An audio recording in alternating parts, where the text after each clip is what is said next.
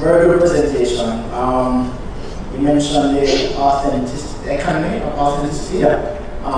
And whereas I realize that other persons that are entrepreneurs and own their own business have a certain kind of creative freedom, for others that work for corporations that have 50, 60 years behind them of doing marketing a certain way, and how to get them to understand that, okay, if you continue doing it this way, you will only appeal to your customers what this guy feeling out and not appeal to the customers that are this guy coming in. And how do you communicate that to your higher levels?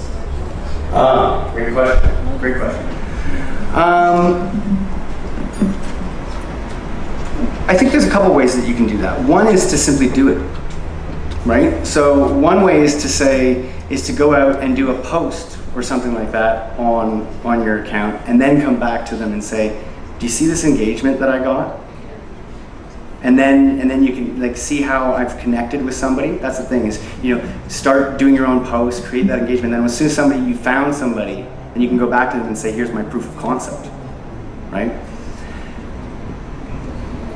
I think for sure, as a younger, this is something that I noticed. There was this little period where it's funny, looking at millennials, a younger generation than me, and they came into the workforce, and at first I had this sort of reaction to it. It's like, who are these young kids coming in, and they think they can change the world, and they want to stay at the table even though they just started their careers. But here's the funny thing is, after a little while, I started to realize, you know what? I'm with them. Because and the proof is in the pudding. Like there's never been a generation with more entrepreneurs than the millennials. There's never been a generation that young with that proportion of millionaires.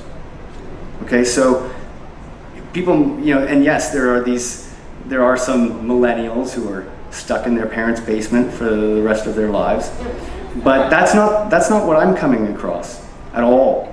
And in fact, so I'm very inspired by them, and I've come to sort of be aligned with them and believe I can change the world too.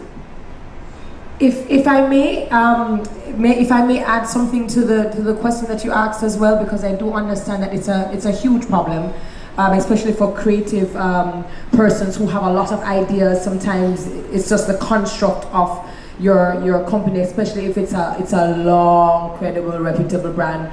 What I know what has worked for me in the past, trying to break through, is also doing your own research and case studies. So you have that one where you can actually test it. You put it out there, and you kind of do a feedback. But if your platform isn't that big, the question is, well, how am I so sure I'll get the feedback? For me, what I used to do was I used to find case studies of brands who are old, as old. And if you're really good, you find brands that are in the same industry as the one that you work in. And then what you do is you try to find out these brands that are doing things differently, trying to remain relevant. Are they reinventing themselves? Are their campaigns different? Are they finding causes that the millennials like to? And those are the case studies that you take and you go, hey, look at what is going on here. As well as you can do the case studies of brands that are not trying to change, that are still trying to market to dead people. People who are fading out, that's the term that you use, right? And then you say, but look at them as well. So if you can come with case studies, and I think a lot of us use case studies in industries, you'd be surprised to know how that might help out.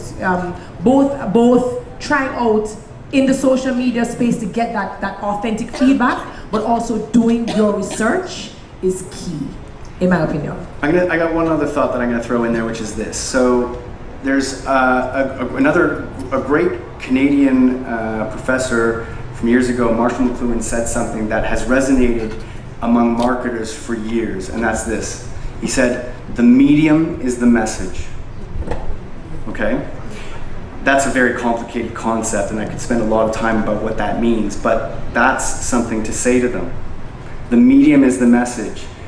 Do you understand? If they're an older generation, Facebook doesn't equal Instagram, doesn't equal Twitter, they're each their own medium, and you can say to them, look, I think I understand this, and I think you don't. And good luck with that.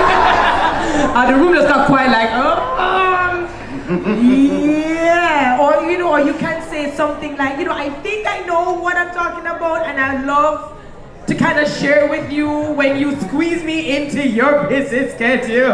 I mean, you might want to do something like that, but absolutely. Any other